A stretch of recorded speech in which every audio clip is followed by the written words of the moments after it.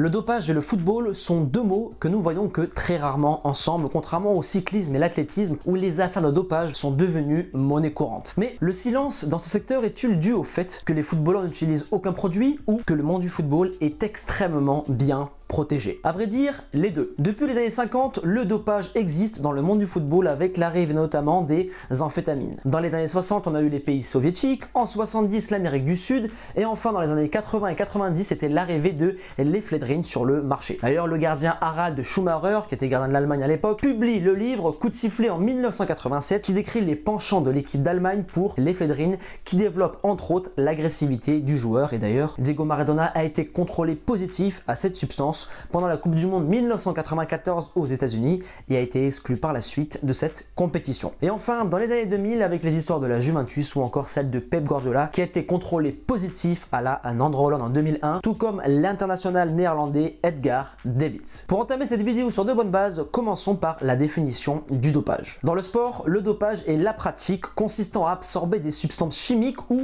à utiliser des actes médicaux définis par des organismes afin d'augmenter les performances physiques et mentale d'un sportif. Ceci étant dit, analysons maintenant comment fonctionnent les contrôles antidopage dans le football moderne avant de voir quoi consomment les footballeurs comme produits dopants. Grand 1, le fonctionnement. En novembre 2010, Le Monde a publié un article super intéressant avec l'appui du spécialiste du dopage, le docteur Jean-Pierre de Mondenard. Dans son livre intitulé Dopage dans le football, la loi du silence, le médecin y explique que le sport le plus populaire de la planète est le moins actif en matière de lutte contre le dopage. À partir d'exemples et de témoignages récoltés au fil de sa carrière, le médecin dénonce l'hypocrisie et les mensonges dans le monde du ballon rond. Pour commencer, il explique que la lutte contre le dopage est inefficace dans le monde du sport en sa globalité et encore plus dans le football. D'une part parce que le nombre de contrôles par rapport au nombre de pratiquants est extrêmement infime. Pour te donner un ordre d'idée, un coureur cycliste a une chance sur 10 d'être contrôlé. Un footballeur, lui, c'est une chance sur 2000. Et quand ça arrive, comme ça a été le cas avec Sergio Ramos lors de la finale de la LDC 2018 après sa victoire 3-1 contre Liverpool, il y a magouille. Si tu préfères, il avait pris des corticoïdes pour réduire l'inflammation de son genou, qui faisait partie de la liste des produits dopants, et le médecin du Real expliqua après les faits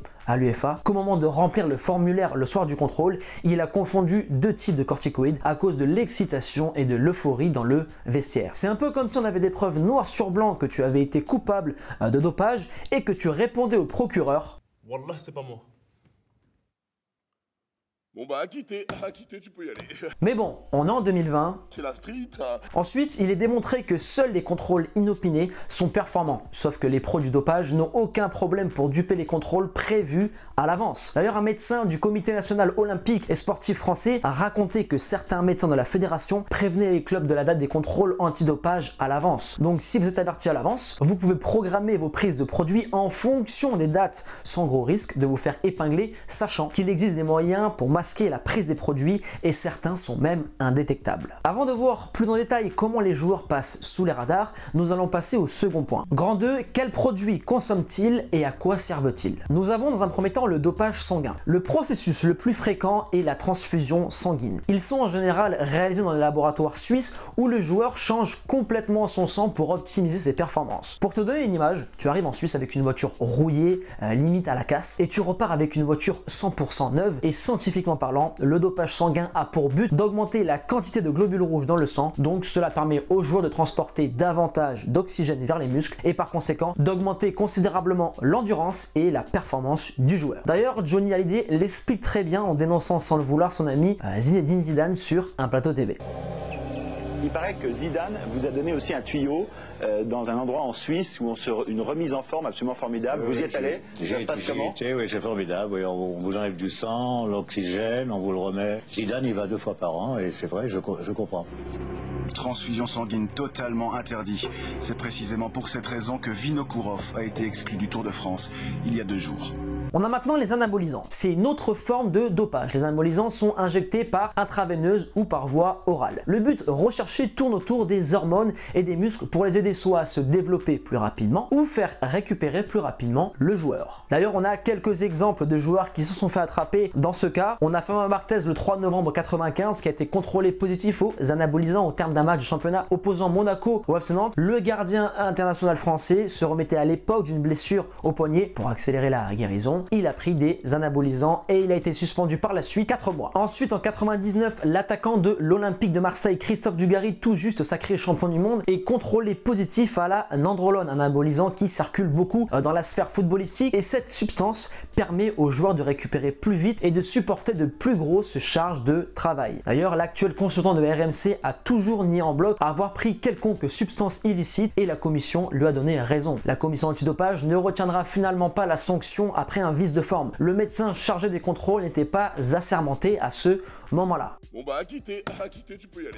Et enfin, dernier exemple, Abel Javier de Middlesbrough. L'international portugais est suspendu 18 mois suite à un contrôle positif à un stéroïde anabolisant connu sous le nom de méthandrostellonone. Le milieu de terrain qui évolue à l'époque en Angleterre à Middlesbrough est immédiatement licencié par son club. Ensuite, nous avons l'hormone de croissance qui est le meilleur produit qu'on peut retrouver sur le marché. Il permet de développer très rapidement la masse musculaire du joueur et réduire considérablement le tissu adipeux. C'est notamment pour ça qu'un joueur comme Lionel Messi est souvent critiqué de doper et avantagé par rapport aux autres, ce qui est compréhensible, mais le but de sa cure était avant tout une accélération de sa croissance osseuse. Enfin, le dernier produit phare qui est très utilisé, c'est l'EPO. C'est une hormone peptidique produite naturellement par le corps humain. L'EPO est sécrété par les reins et agit sur la moelle osseuse pour stimuler la production de globules rouges qui ont pour but d'apporter de l'oxygène aux muscles, donc de devenir hyper endurant. Cette substance est injectée de manière synthétique pour optimiser ses bienfaits et le meilleur mix connu sur le marché, c'est EPO plus hormone de croissance, car ce couplage permet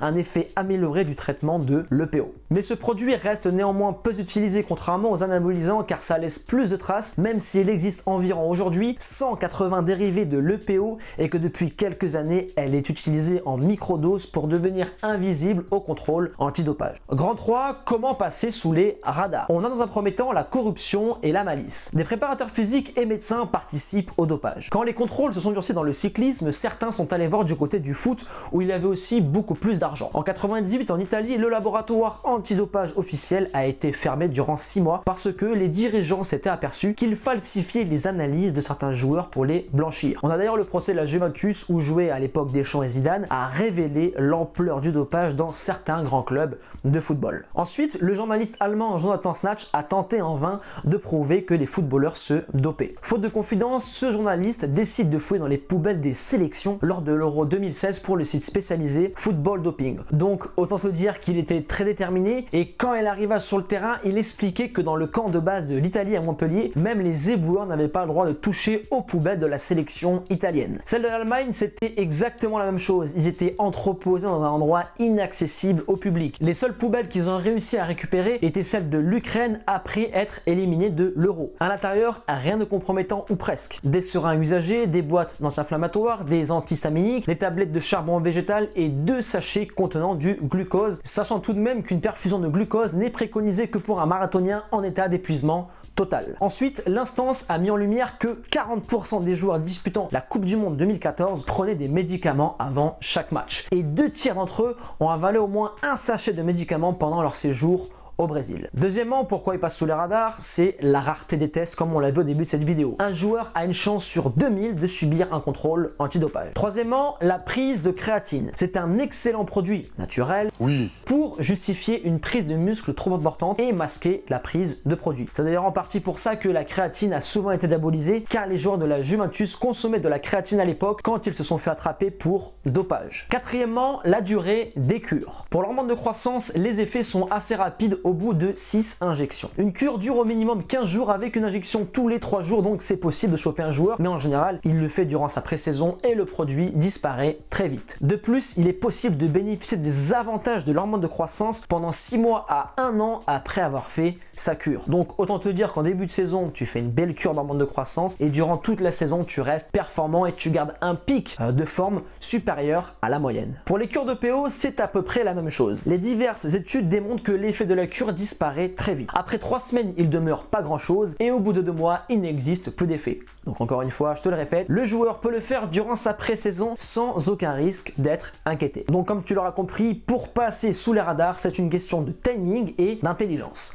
Maintenant, le bilan. Quoi penser du dopage dans le monde du football? Le but du sport, c'est de dépasser les limites et comme l'indique sa devise, plus haut, plus fort. Dans un processus d'optimisation des performances et de récupération accélérée, le sportif a à sa disposition un très grand nombre d'outils légaux, surtout aujourd'hui en 2020, mais son but est de rester le plus longtemps possible au haut niveau, être meilleur que tous ses concurrents, et à un moment donné, l'écart est tellement short que la prise de produit devient une évidence pour certains. Pour mon cas, je ne prendrai jamais le dopage car naturellement un joueur de foot peut faire de très grandes choses, mais je comprends ceux qui passent le cap en quête de performance hors du commun. Des histoires et des exemples de dopage dans le monde du football, il y en a plein. Mais dans cette vidéo, je ne suis pas là pour pointer du doigt lui ou elle pour dire qu'il se dope, mais plutôt t'éclairer sur ce sujet et te faire prendre conscience qu'il y en a plus que tu ne le crois qui prennent des produits dopants, et je te parle en connaissance de cause. On arrive maintenant à la fin de cette vidéo, et si tu as kiffé ce nouveau type de contenu, explose la barre des likes et des commentaires avec le hashtag TeamNE et motivation 100%, et à présent je te laisse là. Persévérance et motivation, et on avance ensemble.